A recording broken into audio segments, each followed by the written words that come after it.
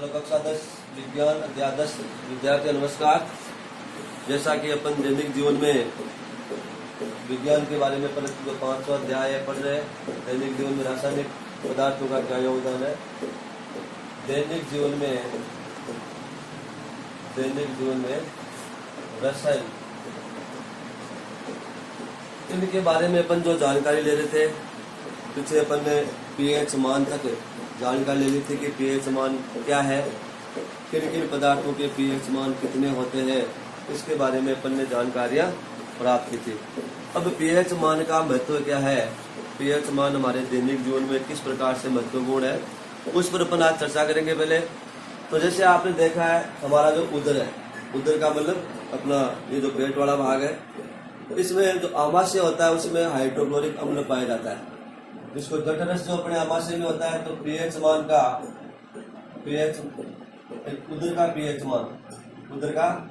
PH मान इसका क्या महत्व है। हमारा जो उदर है उसके पीएच मान में यदि बढ़ोतरी हो जाती है तो ऐसी स्थिति में हमें जलन का अनुभव होता है, महसूस होती है, दर्द सा भी कई बार यहाँ पे अपने होने लगता है। तो उससे रात, जैसे अपन कहते हैं एसिड बढ़ गई या पेट में गैस की प्रॉब्लम हो गई, तो कई बार खट्टी मिट्टी डकारी भी आने लगती है और कई बार काफ़ी ज़्यादा जलन यहाँ पे बन जाती है। और साथ में कई बार जैसे लगता है कि उल्टी होगी, परंतु उल्टी नहीं होती है, और कई बार मुंह से पानी सा गिरने लगता है। इसका मतलब सॉलिड है कि वहाँ पे जो है अम्ल की मात्रा क्या हो रही है, आपके आमाशय में ज़्यादा बढ़ गई है। तो इसका निदान करने के लिए हम जैसे इनो पाउच आता है मार्केट में, उसका उपयोग करते हैं, या घर में जैसे कुछ लोग शिकंजी वगैरह बना के पीने का काम भी करते हैं, परंतु वो उतनी कारगर नहीं होती, ज़्यादा उसमें रहता है। आपके जो इनो वगैरह आते हैं पाउच, उनका अपन क्या करते हैं, उपयोग करते हैं। तो आमाशय में पीएच मान जब बढ़ जाता है जठरस में, ऐसी स्थिति में एंटासिड का मतलब जो एसिड की मात्रा कम करने वाला काम करते हो, ऐसे पदार्थों का अपन क्या करते हैं, उपयोग करते हैं। इसके लिए सारक जो है वो उपयोगी होते हैं, और उसमें से एक होता है MgOH का whole twice, milk of magnesia. इसको अपन क्या करते हैं, सामान्यतः उपयोग में लेते हैं। जिससे ये अम्ल के साथ में जो पेट में अम्ल की मात्रा बढ़ी है HCl की, उससे क्या करेगा, क्रिया कर लेगा, और क्रिया करके क्या बढ़ा देगा, लवणों का निर्माण कर देगा। MgCl2 में ये क्या होगा, कन्वर्ट हो जाएगा, जिससे हमें क्या मिलेगी, राहत मिलेगी। तो इस प्रकार से एंटासिड का अपन क्या करते हैं, वहां पे उपयोग करते हैं। छोटा प्रश्न यहाँ से बनता है, एंटासिड के रूप में या पेट की अम्लता दूर करने के लिए, पेट की अम्लता दूर करने के लिए कौन सा पदार्थ काम में लिया जाता है। उत्तर आपका होगा मिल्क ऑफ मैग्नीशिया, एंटासिड के रूप में काम आता है, जो उदर में अम्लता बढ़ने के ऊपर उसके उपचार के लिए अपन क्या करते हैं, सामान्यतः काम में लेते हैं।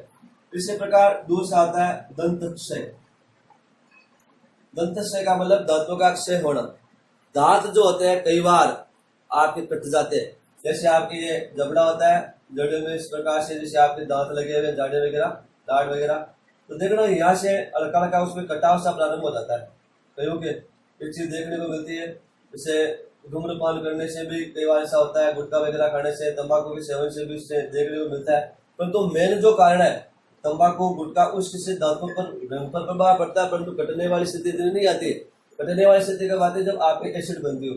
तो एसिड का पता कैसे चलेगा, एसिड बन रही है, हमारे शरीर में नहीं बन रही है। जैसे आपने देखा कई लोग रात को खर्राटे मारते हैं, या कईयों के मुंह में पानी सा बाहर निकलता है ना, जैसे नींद के अंदर सो रहा है, मुंह में पानी सा लाने से निकलती रहती है कई बार, या खर्राटों की आवाज आ जाती है। इसका मतलब जिनमें खर्राटे आते हैं, सॉलिड है कि वहां पे HCl की मात्रा क्या हो रही है, बढ़ रही है।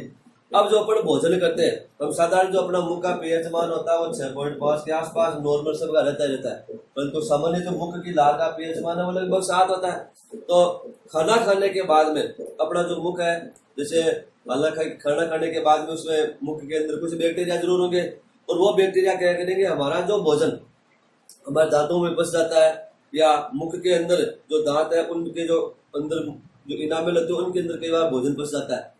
तो वो भोजन जो होता है उसकी सड़न वहां पे पैदा होगी, तो बैक्टीरिया क्या करेंगे, उससे क्रिया करेंगे, और क्रिया करके वहां पे क्या करेंगे, अम्लों का निर्माण कर लेंगे। इसका मतलब मुख का पीएच मान क्या हो गया, बढ़ गया। तो पीएच मान 6.5 की जगह पे 5.5 के आसपास चला गया। पीएच मान क्या हो गया, कम हो गया, यानी 5.5 से भी क्या पीएच मान नीचे आ गया है। तो ऐसी स्थिति के अंदर जो पीएच मान बढ़ा, इसका मतलब HCl की मात्रा, वहां पे पीएच मान कम होने का मतलब HCl की मात्रा बढ़ी, और HCl की मात्रा क्या करेगी, आपके दांतों के साथ में क्रिया करेगी। और क्रिया करके दांतों को ये क्या करती है, काटने का काम करती है, जिसको अपन दंत के नाम से जानते हैं। तो इसका उपचार क्या है, इसको कम करने के लिए अपने मुख में अपन इस प्रकार कोई चीज नहीं ले सकते, परंतु भोजन करने के बाद में अपन को मंजन वगैरह करना चाहिए, जिससे कि दांतों के एनामल में फंसा हुआ भोजन वगैरह है वो क्या हो, बाहर निकल जाए। इसी प्रकार कोई क्षारीय विलयन हो, उस क्षारीय विलयन को के द्वारा मुंह को क्या कर लेना चाहिए, साफ कर लेना चाहिए, ज्यादा बेटर है। जैसे कि आपके जो मीठा सोडा वगैरह आते हैं उनसे दातन कर लिया जाए, परंतु ऐसा लोग करते नहीं। बाकी नॉर्मल जो है वो मंजन कर लेना चाहिए। दंत मंजन जो भी आता है, कोलगेट है, क्लोजअप है, आप जो भी यूज में लेते हो अपने हिसाब से उनका आप क्या कर सकते हो, उपयोग कर सकते हो। तो इसे रोकने के लिए, किसको रोकने के लिए, दंत को रोकने के लिए हमें क्या करना चाहिए, इस प्रकार का कार्य करना चाहिए कि वो दांतों के अंदर जो एनामेल में फंसा हुआ भोजन वो बाहर आ जाए। तो इसके लिए हमें क्या करना चाहिए, रात को या भोजन करने के बाद, चाहे सुबह हो चाहे शाम को, भोजन के बाद में हमें मंजन करना चाहिए। और विशेष तौर से शाम वाले रात के भोजन में, रात के भोजन के बाद तो आपको मंजन जरूर करना चाहिए। इससे क्या होगा, दांतों के एनामल में जो फंसे हुए जो भोजन के अवशिष्ट भाग है वो निकल जाएंगे, जिससे कि जो बैक्टीरिया वगैरह क्रिया नहीं कर पाएंगे या बैक्टीरिया वहां पर रहेगा ही नहीं इस स्थिति में। तो इससे क्या होगी, आपको रिलीफ मिलेगी, दांतों का जो दंत है वो आपको नहीं देखने को मिलेगा। इसी प्रकार तीसरा अपन लेते हैं यहाँ पे कीट जो होते हैं, जैसे कीट होते हैं तो कीटों का जो डंक होता है, यानी अब कीटों के डंक में या एक कुछ पौधे होते हैं, जैसे नेटल का पौधा होता है। कौन सा पौधा, नेटल का। तो कीट जब डंक मारते हैं, डंक मारने के बाद में हमें क्या जलन महसूस, जैसे चींटी है, चींटी काटती है, या मधुमक्खी डंक मारती है, अपन को काटती है, या कई बार ऐसे दकुड़ी वगैरह वो अपन को काटते हैं, काटने के बाद तेज जलन होती है। तो जो छोटे मोटे कीट कई बार काटते हैं, काटने का मतलब हमें जलन महसूस होगी। तो जलन महसूस होने का मतलब क्या है, वो उसमें अम्ल की मात्रा है, और वो कौन सा अम्ल होता है, मेथेनोइक अम्ल होता है। कौन सा अम्ल होता है, मेथेनोइक अम्ल। तो मेथेनोइक अम्ल की वजह से आपको जलन महसूस होगी। उसके उपचार के लिए हमें क्या करना चाहिए, किसी क्षार का उपयोग करना चाहिए। और क्षार के लिए वहां पे अपन क्या करते हैं, मीठा सोडा जो अमूमन घरों में मिल जाता है नॉर्मल वे में, वो थोड़ा पानी के साथ में लगा के उस पर क्या करना चाहिए, उसका लेप कर देना चाहिए। तो सोडियम कार्बोनेट का लेप करने से आपकी जलन कम हो जाएगी, दर्द का अनुभव क्या होगा, आपको कम महसूस होगा। इसी प्रकार जो पौधा आता है नेटल, जैसे अपने ग्वार वगैरह होता है, ग्वार में फंगी होती है, अपन जब ग्वार वगैरह की खेती में चले जाते हैं, ग्वार बड़े खुजली चलने लगते हैं। उसी प्रकार नेटल के पौधे के संपर्क में आने से भी आपको ये चीज मिलेगी, जलन महसूस होगी, दर्द का अनुभव होगा। तो ये डाक पौधा आता है, डाक पौधा का जो रस होता है वो उसके ऊपर क्या कर लेना चाहिए, लगा लेना चाहिए। क्योंकि नेटल का जो पौधा होता है उसके अंदर भी जो रोए से निकले होते हैं उनसे क्या होता है, मेथोनिक अम्ल का स्राव होता है। इसका मतलब एज ए फॉर्मिक अम्ल के रूप में वो क्या कर रहा है, जिस प्रकार से कीटों का डंक काम कर रहा है वैसे वो काम कर रहा है। तो उसके लिए क्या करते हैं, डाक पौधे का जो रस है वो लगा लेना चाहिए, जिससे कि आपको इसकी जो मात्रा है वो कम मिलेगी, या इसका जलन का अनुभव कम होगा, इससे आपका निदान हो सकता है। उसके बाद में अगला टॉपिक आता है अम्लीय वर्षा। यह प्रश्न यहाँ से काफी महत्वपूर्ण है, बड़ा 2 नंबर वाले प्रश्न में भी आपको कन्वर्ट किया जा सकता है। अम्लीय वर्षा क्या है, वर्षा जल जो होता है, सामान्यतः वर्षा जल में हल्की मात्रा अम्ल की होती है। तो बरसात का पानी जब कई बार बचता है तो वायुमंडल के अंदर प्रदूषण खूब बढ़ गया है। आप देखते हो कि जैसे उद्योग धंधे चलते हैं, उनसे सल्फर डाइऑक्साइड गैस बनती है, अन्य गैसें बनती है। तो ये गैसें क्या होते हैं, जल के संपर्क में आके क्या करती है, अम्लों का वहां पर निर्माण कर लेती है। और ये अम्ल क्या होते हैं, भूमि के ऊपर बरसात के पानी के साथ में आते हैं। तो जब वर्षा जल की पीएच मान, यानी वर्षा जल की जो पीएच मान है उसका मान 5.6 से कम हो जाए, 5.6 से कम या 5.6 से कम हो जाता है, इसका मतलब वो वर्षा क्या कहलाती है, अम्लीय वर्षा कहलाती है। और अम्लीय वर्षा जो होगी वो क्या करेगी, सामान्यतः आपके खेती को नुकसान पहुंचाएगी, छतों जो मकानों की छतें उनको नुकसान पहुंचाएगी, फसल पर प्रभाव पड़ेगा, नदियों में वो पानी जाएगा तो नदियों के जो जीव है उन पर उसका प्रभाव पड़ेगा।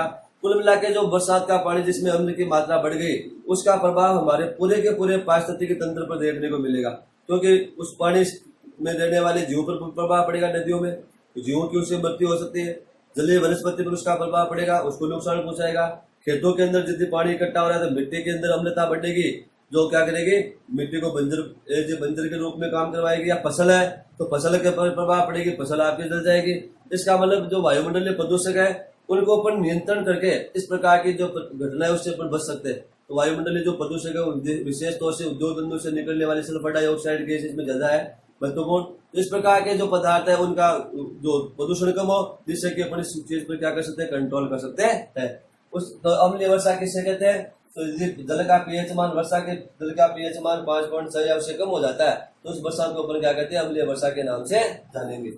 उसके बाद अगला आता है मृदा की पीएच। मिट्टी जो आपकी है उसका पीएच मान क्या है। मिट्टी आपकी मृदा, हम जो खेतों की जमीन है, कोई भी जमीन हो, मिट्टी का पीएच मान जो होता है सब जगह पे अलग अलग होता है। तो इसका मतलब मिट्टी का पीएच मान अपन चेक करें और उसके हिसाब से अपन जैसे फसल बोते हैं तो फसल बोने से पहले जैसे आपकी जो खेत है, वैसे आजकल बड़ी बड़ी प्रयोगशालाएं जगह जगह पे बनी हुई है, एग्रीकल्चर विभाग द्वारा बनाई गई है। तो उनमें आप अपनी मिट्टी का सैंपल ले जाइए खेतों से, मिट्टी का सैंपल चेक करवाइए कि उसमें अम्लता की मात्रा कितनी है। तो अम्लता की मात्रा होगी, उसी के हिसाब से खेत के अंदर जो उर्वरक डालेंगे उसी हिसाब से होगा कि आपके मिट्टी की पीएच मान इतनी है। तो इस प्रकार का उर्वरक काम में लिया जाए जो क्या करे, अम्ल के प्रभाव को खत्म कर दे और आपकी भूमि को क्या करे, फसल के लिए आवश्यक रूप से अच्छी फसल के लिए क्या कर दे, तैयार कर दे। तो इस प्रकार से उर्वरकों का उपयोग करने से पहले हमें अपने खेतों की मिट्टी का पीएच मान भी क्या करवाना चाहिए, चेक करवाना चाहिए। जैसे 5 टॉपिक हो गया आपके उदर की पीएच मान। उदर के पीएच मान में छोटा प्रश्न बढ़ गया, पेट की अम्लता दूर करने के लिए कौन सा पदार्थ काम में आता है, एंटासिड के रूप में बिल्कुल मैग्नीशिया। दंत है, इसको कम करने के लिए क्या करें, मंजन वगैरह रात को करके सोना चाहिए। इसी प्रकार कीटों के डंक में कौन सा अम्ल होता है, मेथेनोइक अम्ल होता है। इसका निदान क्या है, सोडियम बाइकार्बोनेट का लेप करना चाहिए जहाँ पे डंक मारा गया हो। इसी प्रकार अम्लीय वर्षा किसे कहते हैं, परिभाषा यहाँ से हो गई है ना। इसके बाद मिट्टी की जो पीएच मान है उसका क्या महत्व है। तो पीएच मान जो है उसका महत्व यह है कि यदि अपन को पीएच मान की जानकारी नहीं होगी तो उत्पादन अपन अच्छा नहीं कर पाएंगे। तो अच्छा उत्पादन करने के लिए हमें भूमि की पीएच मान का जानना जरूरी है।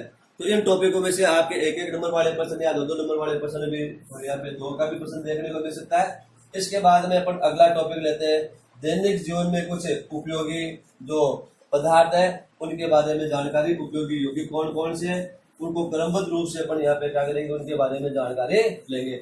अब जो दैनिक जीवन में उपयोगी जो यौगिक है, यहाँ से आप ये मान के चलिए कि 3 नंबर तक का प्रश्न जो है वो आपको देखने को मिल जाता है। अधिकतर प्रश्न परीक्षा में इन्हीं भागों में से पूछ आता है। वैसे ब्रास्टेड, लोरी, आर्यनिस की अवधारणा है ना, लुईस अवधारणा, इनमें से प्रश्न कम आता है। पीएच मान वाला प्रश्न ज्यादा आता है, 1-1 नंबर वाले प्रश्न छोटे यहाँ से आपको देखने को मिल जाते हैं। अब जो दैनिक जीवन में उपयोगी यौगिक है, दैनिक जीवन में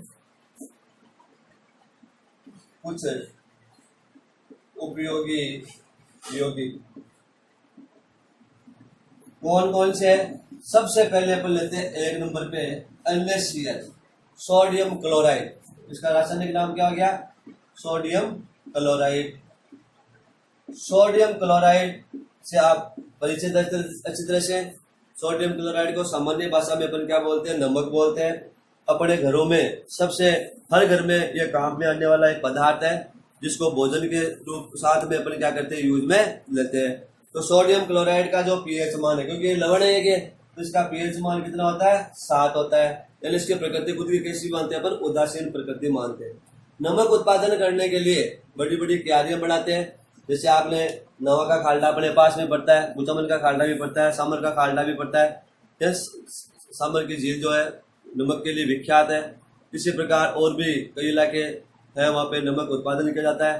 तो नमक उत्पादन करने के लिए अपन क्या करते हैं, समुद्र का जो खारा पानी होता है उसको सुखाकर, यानी पानी को उड़ाते हैं भाप बना के, और जो उसमें NaCl क्या होगा, क्लोरीन वगैरह सोडियम से क्रिया करके वहाँ पे जम जाएगी और नमक के टुकड़ों का क्या कर लेगी, निर्माण कर लेगी। नमक के क्रिस्टल वहाँ पे देखने को मिलेंगे। जिस प्रकार से मिश्री के टुकड़े होते हैं वैसे टुकड़े मिलेंगे। तो साबुत नमक आता है वो आपने देखा होगा।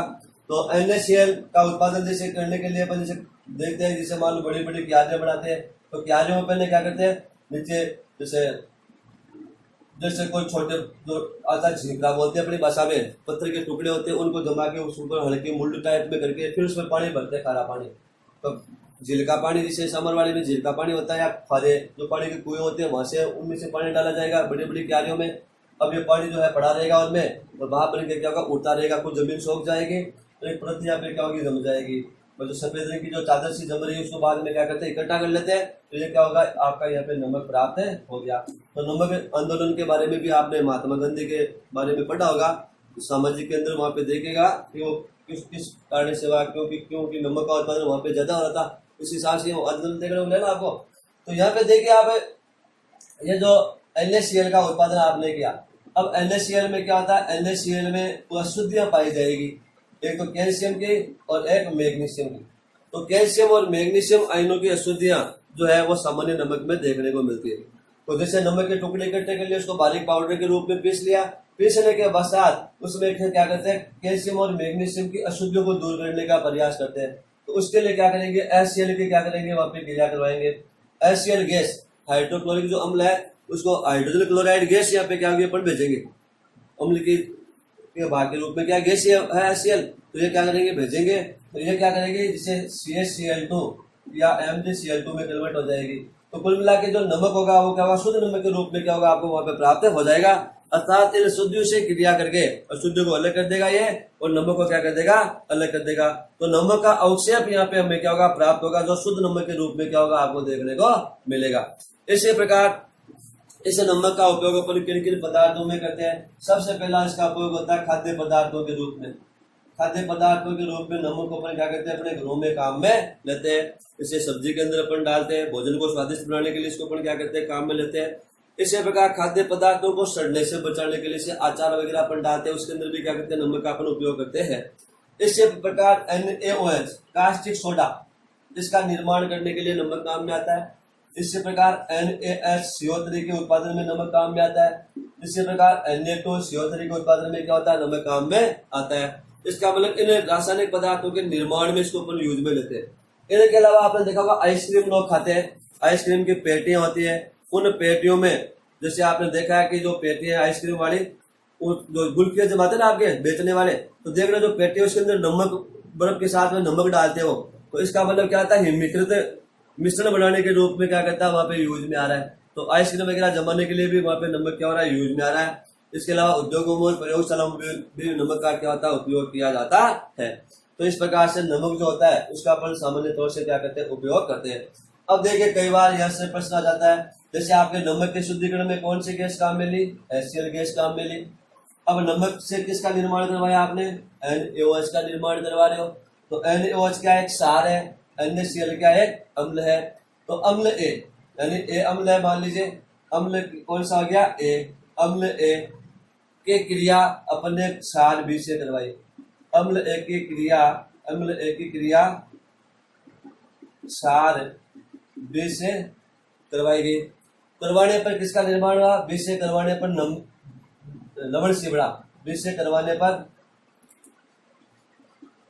लवण से बनता है। लवण कौन सा बड़ा, C बड़ा। C का उपयोग B के निर्माण में, C का तो अम्ल A की क्रिया क्षार B से करवाने पर लवण C बनता है। C का उपयोग B के निर्माण में, C का उपयोग B के निर्माण में, यानी C का उपयोग आपने किसके काम में लिया, B के निर्माण में। और A का उपयोग C के शुद्धिकरण में किया, शुद्धिकरण में किया जाता है। तो ABC के नाम और अभिक्रिया का समीकरण दीजिए। ABC के नाम और अभिक्रिया का समीकरण, रासायनिक अभिक्रिया का समीकरण दीजिए। रासायनिक अभिक्रिया का समीकरण दीजिए। यह प्रश्न मान लीजिए आपको किया गया। अब इस प्रश्न में देखिए आपको पूछा गया, प्रश्न में क्या दिया गया आपको कि अम्ल A की क्रिया, अम्ल कौन सा A, उसकी क्रिया पर किससे करवा रहे हैं, B से करवा रहे हैं। और B क्या क्षार है, उससे किसका निर्माण हो रहा है, लवण का निर्माण हो रहा है। इसका मतलब अम्ल क्षार की क्रिया से लवणों का निर्माण होता है, हमने पीछे पढ़ा है, ठीक है ना। अब ये कहता है कि C का उपयोग B के निर्माण में, तो लवण C है वो B के निर्माण में काम में आता है। तो जैसे अभी आपने देखा नमक एक लवण है, NaCl क्या है, एक लवण है। इसका उपयोग किसमें हो रहा है, B के निर्माण में। तो B यहाँ पे क्या बनेगा, एक क्षार बनेगा। तो ऐसा क्षार जिसमें Na आता हो, सोडियम आता हो, तो कौन सा क्षार हो गया, NaOH हो गया, ठीक है। अब आप कह रहे हो कि A का उपयोग C के शुद्धिकरण में, तो नमक C के शुद्धिकरण में कौन सी गैस काम में आती है, HCl गैस काम में आती है। गैस कौन सी होगी, HCl। तो HCl क्या हो गया, एक अम्ल हो गया। इसका मतलब अपन यहाँ से इसको पकड़ सकते हैं, इस चीज को, यानी आपको हिंट्स के रूप में यहाँ पे दिया हुआ कि इसका उपयोग इसमें हो रहा है। तो हम जानते हैं कि लवण NaCl के शुद्धिकरण में कौन सी गैस काम में आती है, HCl काम में आती है। नमक के शुद्धिकरण में कौन सी गैस काम में आ गई, HCl। तो HCl क्या है, गैसीय रूप है, किसके, अम्ल के है। और नमक का उपयोग क्या होता है, NaOH के निर्माण में किया जाता है। तो हम जानते हैं कि हम जानते हैं कि NaCl के शुद्धिकरण में HCl गैस काम में आती है और NaCl का निर्माण जो उपयोग है वो NaOH के निर्माण में किया जाता है। इसका मतलब A क्या हो गया, HCl हो गया, B क्या हो गया, NaOH हो गया, C क्या हो गया, C हो गया NaCl। पहचान कर ली। तो यह नाम पूछे तो आपको सूत्र तो कोष्टक में लिखिए आप, मेन तो आपको नाम लिखने हैं, जैसे हाइड्रोक्लोरिक अम्ल या फिर क्या हो जाएगा हाइड्रोजन क्लोराइड, ये हो गया सोडियम हाइड्रोक्साइड, ये हो गया सोडियम क्लोराइड, हिंदी में नाम देने। अब लिख जाएगा समीकरण क्या हो गया Na, ये हो गया HCl प्लस NaOH बराबर हो गया NaCl प्लस H2O। ये उदासीन निकलना विक्रिया यहाँ पे संपन्न हो गई और आपकी A हो गया, ये हो गया B और ये क्या हो गया C। इस प्रकार का प्रश्न कई बार परीक्षा में आ जाता है, हालांकि इसकी संभावना थोड़ी कम रहती है, बहुत कम बार ऐसा प्रश्न पूछा गया है, परंतु कई बार एक आध प्रश्न जो इस प्रकार के प्रश्न यहाँ से किए जाते हैं। इसी प्रकार अपन एक दूसरा प्रश्न लेते हैं, जैसे मान ला कि अम्ल ए का, जैसे कल अपन ने चर्चा भी की थी अम्लों के उपयोग में कि नाइट्रिक अम्ल और HCl के द्वारा किसका निर्माण होता है, एक्वा रेजिया का निर्माण किया जाता है। और यह प्रश्न परीक्षा में कई बार आ चुका है, यह प्रश्न परीक्षा में कई बार आ चुका है। प्रश्न किस रूप में आता है कि अम्ल ए के 3 भाग, अम्ल ए के कितने भाग, अम्ल ए के 3 भाग, अम्ल ए के 3 भाग व अम्ल बी का, वह अम्ल बी का 1 भाग, अम्ल बी का कितना भाग, 1 भाग, क्रिया करके अम्ल सी बनाते हैं। क्रिया किए दोनों ने, क्रिया करके अम्ल सी बनाया, ठीक है। अब प्रश्न में कहता है सी में सोना और प्लेटिनम दोनों ही विलय है, सी में क्या सोना और प्लेटिनम दोनों ही क्या विलय है, या आभूषणों को साफ करने के लिए यूज में था, कई बार ऐसा भी देता है, कई बार ऐसा देता है कि आभूषणों को साफ करने, परंतु यहाँ पे साथ में क्या होगा कि अम्ल सी का उपयोग जो है वो सोना और प्लेटिनम को विलय करने में, या इसमें अम्ल सी में सोना और प्लेटिनम दोनों विलय हो जाते हैं। इसका मतलब सभी धातुएं विलय, सोना प्लेटिनम सबसे लास्ट में आती है, इसका मतलब सभी धातुएं क्या इनमें विलय, तो इसका मतलब शीर्ष से आपको पहचान मिलेगी। तो क्योंकि आपको पता होना चाहिए कि सोना प्लेटिनम या सभी धातुएं किस में विलय होते हैं, वो होते हैं अम्ल राज में, किसमें होते हैं, अम्ल राज में। अम्ल राज क्या हो गया, सी हो गया, अम्ल राज क्या हो गया, सी हो गया। उत्तर आपका यह से आएगा कि हम जानते हैं कि अम्ल राज यानी एक्वा रेजिया में सोना व प्लेटिनम विलय है, तो सी क्या हो गया, एक्वा रेजिया होगा। तो सी का निर्माण किससे हुआ, अम्ल ए के 3 भाग से। अम्ल ए कौन सा हो गया, हाइड्रोक्लोरिक अम्ल HCl, HCl के कितने भाग हो गए, 3 प्लस 1 भाग किसका है, HNO3 का, दोनों की क्रिया से क्या बनेगा, एक्वा रेजिया बनेगा। तो ये क्या हो जाएगा, हाइड्रोक्लोरिक अम्ल के 3 भाग प्लस नाइट्रिक अम्ल का 1 भाग, तो हाइड्रोक्लोरिक अम्ल प्लस नाइट्रिक अम्ल बराबर क्या बन गया, एक्वा रेजिया बन गया। तो इस प्रकार से एक्वा रेजिया का यहाँ पे क्या होता है, निर्माण होता है। तो यह था आपके सोडियम क्लोराइड, इसका उपयोग इस अम्ल आदि से जुड़ा हुआ एक प्रश्न हो गया। अब इसके बाद में अगला लेते हैं NaOH। NaOH के बाद में जैसे सोडियम कार्बोनेट है, सोडियम बाइकार्बोनेट है, तो कास्टिक सोडा NaOH, इसका निर्माण किससे हो रहा है, NaCl से होता है। तो कास्टिक सोडे का उत्पादन जो है, सामान्य भाषा में अपन कास्टिक सोडा यूज में लेते हैं, जिसको सोडियम हाइड्रोक्साइड के नाम से जानते हो। तो सोडियम क्लोराइड का जो विद्युत अपघटन होता है उसके माध्यम से क्या करते हैं, इसको प्राप्त करते हैं। तो नमक का ब्राइन विलयन इसके उत्पादन में क्या होता है, काम में आता है। तो इसके लिए अपन क्या करते हैं, प्रयोगशाला में या जैसे सामान्यतः आपने क्या लिया, इसका विद्युत अपघटन किया, किसका, NaOH का निर्माण के लिए क्या किया आपने, NaCl प्लस H2O। नमक का ब्राइन विलयन बोलेंगे इसको, क्या बोलेंगे, नमक का ब्राइन विलयन, अर्थात NaCl की सांद्रता क्या बहुत ज्यादा है। तो NaOH के उत्पादन में कौन सा काम में आ रहा है, NaCl काम में आ रहा है।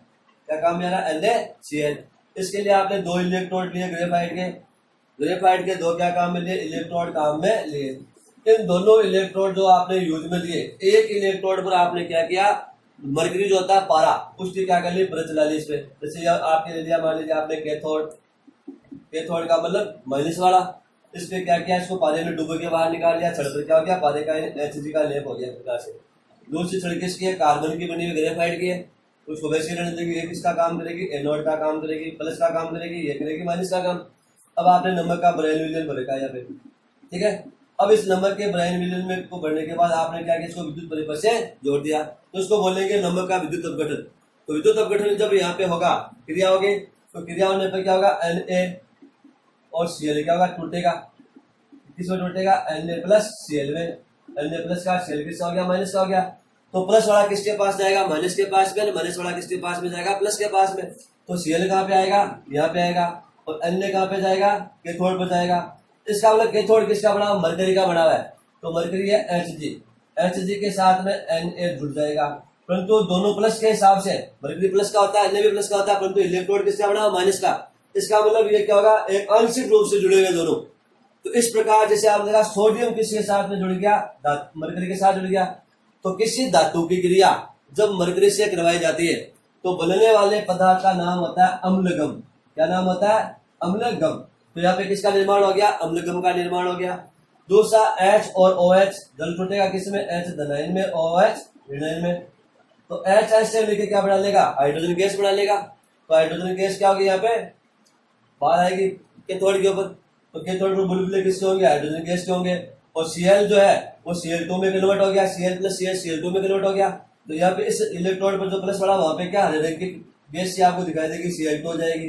अब जो Na है वो किसके साथ में क्रिया कर लेगा, OH के साथ में क्रिया कर लेगा, और किसका निर्माण कर लेगा, NaOH का निर्माण कर लेगा। इस प्रकार से NaOH का यहाँ पे क्या हो गया, निर्माण हो गया। तो NaOH का जो निर्माण हुआ, तो यहाँ पे आपने देखा कि अभिक्रिया में क्या हुआ, NaCl, अभिक्रिया में क्या हुआ, NaCl प्लस H2। अभिक्रिया इनके बीच में भी मूलता है। और यहाँ पे विक्रिया कौन सी, विद्युत अपघटन हुई। कौन सी विक्रिया हुई, विद्युत अपघटन। क्या बना यहाँ पे, NaOH plus Cl2 plus H2। तो H2 गैस बनी, Cl2 गैस बनी, और साथ में क्या बना, यहाँ पे बन गया NaOH। तो यहाँ पे जो क्षार बना, क्षार कौन सा बना, NaOH, उसके साथ में कौन सी गैस निकली, Cl2। तो किसी क्षार के साथ में जब Cl2 गैस निकलती है, इस क्रिया का नाम होता है क्लॉट-सार अभिक्रिया। अभिक्रिया का नाम क्या हो गया, क्लॉट-सार अभिक्रिया हो गया। तो यहाँ पे क्लॉट-सार अभिक्रिया देखने को मिल रही है। कौन सी अभिक्रिया देखने को मिल रही है, क्लॉट-सार अभिक्रिया देखने को मिल रही है। छोटे प्रश्न यहाँ से भी पूछा जा सकता है कि क्लॉट-सार अभिक्रिया किसे कहते हैं, जब किसी क्षार के साथ में Cl2 गैस उत्पन्न होती है तो होने वाली क्रिया को क्लॉट-सार अभिक्रिया के नाम से जाना जाता है। अब कास्टिक सोडे का जो उपयोग होता है वो अपन क्या कहते हैं, जैसे आपके साबुन बनाने में, कागज उद्योग में, सिल्क उद्योग में, इसी प्रकार बॉक्साइड जो होता है धातु गर्म करते हैं, बॉक्साइड के शुद्धिकरण में काम में आता है। इसी प्रकार आपके पेट्रोलियम के शोधन में काम में आता है। वसा और जो तेल होते हैं उनके निर्माण में इसको यूज में लेते हैं। प्रयोगशालाओं में क्या होता है, काम में आता है। अलग अलग क्षेत्रों में कास्टिक सोडे का उपयोग किया जाता है। अमूमन साबुन बनाने के लिए सबसे अधिक मात्रा में इसको क्या कहते हैं, काम में लेते हैं। तो धातुक्रम जो होता है बॉक्साइड के शुद्धिकरण में, इसका मतलब धातुक्रम जो होता है किसका, एल्यूमिनियम का, उसके अंदर भी क्या होता है, काम में आता है। बेयर विधि के नाम से वहां पे इसको जानते हैं, बेयर विधि। वहां पे क्या नाम है इसका, बेयर विधि है। क्या नाम है, बेयर विधि है। तो धातुक्रम के अंदर भी यूज में आता है। तो अपन ने दो टॉपिक पढ़े, यहाँ पे NaOH पढ़ लिया, एक पढ़ लिया NaCl। आगे के जो टॉपिक है वो अपन क्या देखेंगे, बाद में कल देखेंगे। ठीक है, ओके।